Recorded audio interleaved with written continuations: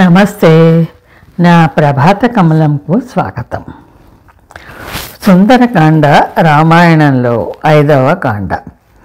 హనుమంతుడు లంకను చేరుకోవటానికి మహేంద్రగిరి మీదికి చేరుకోవటంతో కిష్కింధకాండ ముగుస్తుంది. సరిగ్గా అక్కడితో వాల్మీకి రామాయణం 11,999 శ్లోకాలు పూర్తి అయ్యి సుందరకాండ మొదటి శ్లోకం 12,000వ శ్లోకంతో మొదలవుతుంది. సుందరకాండను పారాయణకాండ అని కూడా అంటారు. సుందరకాండలో 68 సర్గలు ఉన్నాయి. హనుమంతుడు సముద్రాన్ని దాటటం, సీతాన్వేషణము, లంకాదహనము, సీతజాడను మునికి తెలియజేయటం ఇందులో ముఖ్యాంశాలు. సుందరే సుందరో రామః, సుందరే సుందరీ కథః, సుందరే సుందరీ సీత, సుందరే సుందరం వనం, సుందరే సుందరం కావ్యం, సుందరే సుందరం కపిః, సుందరే సుందరం మంత్రం, సుందరే కిం న సుందరం. రామాయణ పారాయణం సుందరకాండతో మొదలు పెట్టాలి.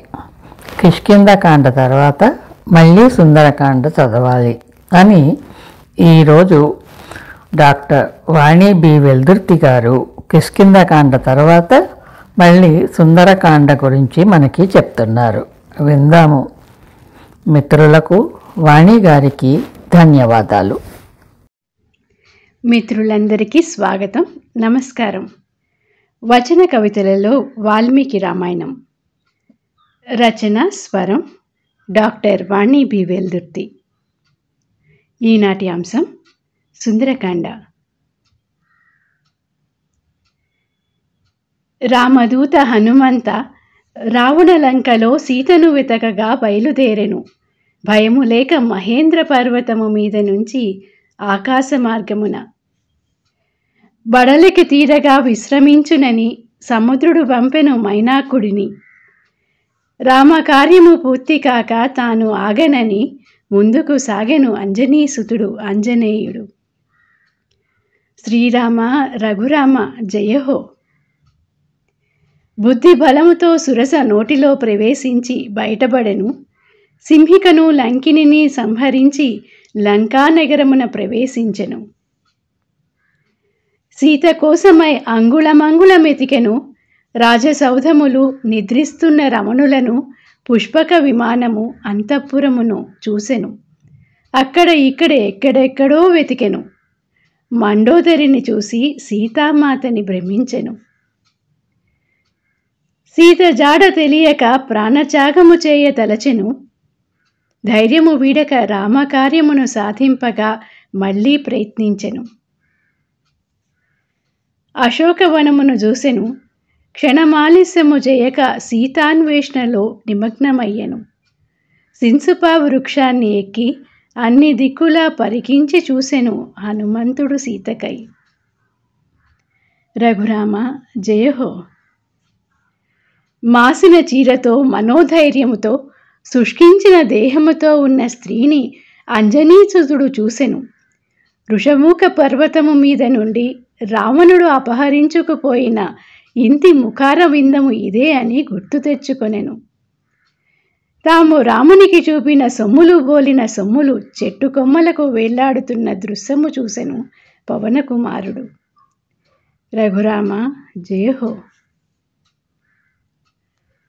కామాంధుడు రావణుడు ఉదయమునే విదేహీ పుత్రిక దగ్గరకు వచ్చి విసికించెను. తన వశమవమని వేధించెను.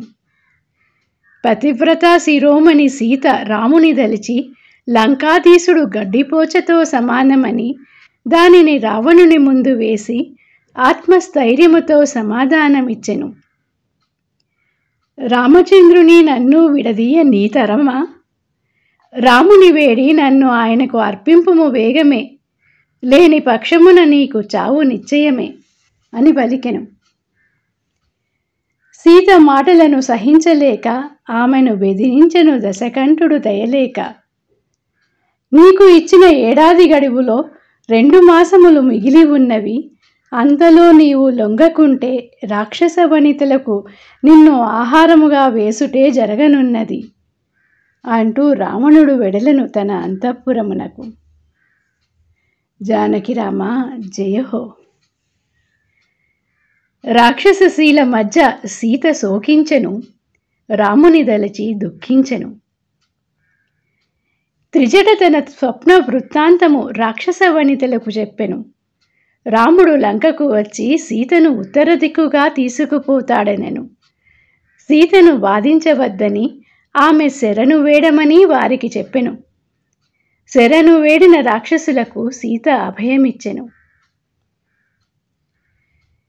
త్రిజట మాట విని రాక్షస వనితలు దూరముగా పోయెను. హనుమకు సీతతో సంభాషించే అవకాశము దొరికెను. దయాసాగర రామ జయహో. చెట్టు కొమ్మ మీద నుండి హనుమంతుడు సీతను గని పరిపరి విధముల పరికించెను, రాముని సీతేనా ఈమె అని. రామచంద్రుని స్తుతించెను, రామచరితను వివరించెను. జానకి తనని రాముని దూతగా నమ్మునని. వానరుడు రావణుడి మాయ ఏమో అని సీత శంకించెను.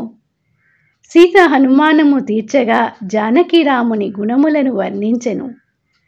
రాముని ముద్రికగా ఉంగరమును అందించెను. హనుమ భక్తి మీరగా సీతామాతకు అతి వినయముగా. రఘురామ జయహో. రాముని క్షేమము తెలిపిన హనుమంతునిని పరిపరి విధముల పొగిడెను. ముద్రిక చూసి సీత రాముని చూచినంత మురిసెను. ఉంగరము హృదయమునకు హద్దుకొనెను. రామలక్ష్మణుల కుశలమడిగెను. రావణుడు పెట్టిన గడువు గురించి వాయునందనునికి వివరించెను. వేగమే వచ్చి రాక్షస సంహారము చేసి తనను తోడ్కొని బొమ్మని రామునికి చెప్పమని చెప్పెను. జానకిరామ శ్రీరామ జయహో. నా వీపు మీద ఎక్కు తల్లి, నీ రామచంద్రుని దగ్గరకు చేరుస్తా మళ్ళీ. దూతను నేను, నన్ను దాకిన దోషము లేదు అని తనతో రమ్మని వేడుకొనెను హనుమంతుడు సీతను. కపికిషోర, నీకు గలదు బలము, రాముని దగ్గరకు నన్ను చేర్చగా. నీవు సమర్థుడవు, ఏ పనినైనా సాధించగా. వీరపత్నిని నేను, నీ వెంట రాలేను. రాముని వేగమే వచ్చి రావణుని సంహరించి నన్ను తీసుకుపోమ్మని రామునితో చెప్పు అని సీత హనుమంతునితో అనెను. అసుర సంహార రామ జయహో.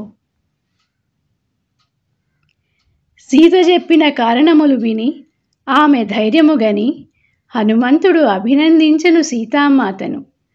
జానకిని రామునికి చూపించటానికి ఏదైనా ఆనవాలు ఇవ్వమని అడిగెను. సీత రామునికి తనకు మాత్రమే తెలిసిన కాకాసుర వృత్తాంతము తెలిపెను. సీతను గవ్వించిన వాడెవ్వడైనా, కాకైనా రావణుడైనా రామునికి పరమశత్రువు. కనికరము లేక కాకి మీద బ్రహ్మాస్త్రము సంధించుటే దీనికి రుజువు అనెను. చీర కొంగున పదిలంగా దాచుకున్న చూడామణినిచ్చెను. ఎట్టి ప్రయత్నము చేయవలనో అట్టి ప్రయత్నము చేసి తనను రక్షించమని రామునికి చెప్పమని చెప్పెను. 9 రోజులు ప్రాణములు నిలుపుకుంటానని విన్నవించెను. రావణుడు ఇచ్చిన గడువు 2 నెలలు ఉన్నా భరతుడికి ఇచ్చిన మాట నిలుపుటకు 9 రోజులే ఉందని గుర్తు చేస్తూ సందేశము పంపెను రాముని సీత. శ్రీరామ జయహో. సీత దగ్గర సెలవు తీసుకొని రామునికి శుభవార్త తెలపాలని హనుమంతుడు మహానందపడెను. సీతకు నమస్కరించి ఆమె అభయమియ్యగా అంజనీసుతుడు బయలుదేరెను. రవికుల రత్న శ్రీరామ జయహో. సీతను వెదకి లంకను చూచి రమ్మని చెప్పిన సుగ్రీవాజ్ఞను గుర్తు తెచ్చుకొనెను పవనసుతుడు. అశోకవనమును పాడు చేసి రావణాసుడిని రణమునకు ఆహ్వానించెను ఆంజనేయుడు. 80,000 మంది కింకరులను, చైత్రపాలకులను, జంబుమాలిని సేనానాయకులను, యుద్ధానికి వచ్చిన ప్రతి రాక్షసుని హతమార్చెను హనుమంతుడు. రావణపుత్రుడు అక్షకుమారుడిని చంపి రావణ వంశ ధ్వంసము ప్రారంభించెను అంజనీపుత్రుడు. ఇంద్రజిత్తు వేసిన బ్రహ్మాస్త్రమునకు లొంగెను, రావణుజూడ అవకాశమొస్తుందని పొంగెను. బ్రహ్మాస్త్రానికి పట్టుబడ్డ హనుమను తాళ్లతో కట్టి అస్త్రబంధములు విడిపించిన అసురుల అవివేకానికి ఆనందించెను. ఆజానుబాహు శ్రీరామ జయహో.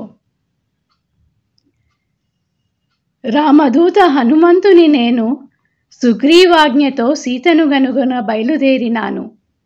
జానకీమాతను రామునికి అప్పగించుము, లేకున్న మరణము తప్పదు నీకు అనెను రావణ సభలో అంజనీసుతుడు. మండిపడ్డ రావణుడు హనుమను చంపమనెను.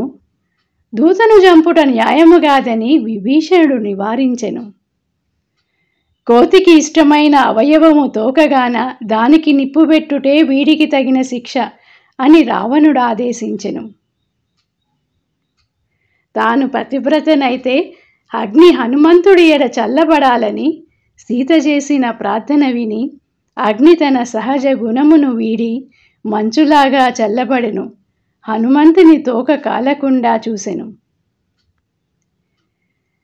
కపిశిరోమణి తన తోకతో లంక సర్వము నాశనము చేసెను. సీతకు ఏ హాని జరగలేదని విని ఆనందించెను. మరల సీత దర్శనము చేసుకొని తిరుగు ప్రయాణానికి అనుమతి తీసుకొనెను పవనకుమారుడు.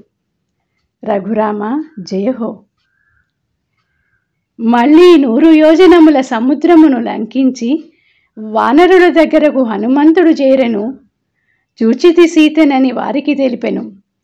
అంగదాదుల ఆనందానికి అవధులు లేకుండెను. తన లంకాయాన విశేషములను వివరించెను. సంతోషమున మధువనమును చేరి చెట్లను బీకెను, పండ్లను త్రుంచెను, తేనెను ప్రీతితో తాగెను, విచ్చలవిడిగా సంచరించెను.